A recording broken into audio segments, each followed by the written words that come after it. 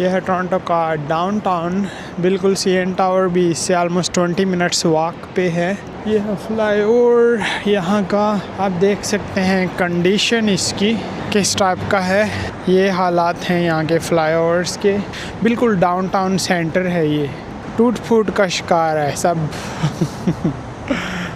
Wow, cute, amazing. Canada इतना बड़ा मुल्क है, दुनिया का दूसरा बड़ा मुल्क है आई थिंक रशिया के बाद। इतनी ज़्यादा ज़मीन है इनके पास, तो चाहिए था ज़रा रोड भी बड़े बड़े बना लेते। टोरंटो का वाहिद होटल है जो बुलेट प्रूफ है। ये देखिए आदमी ने अपना बेबी उठाया हुआ है।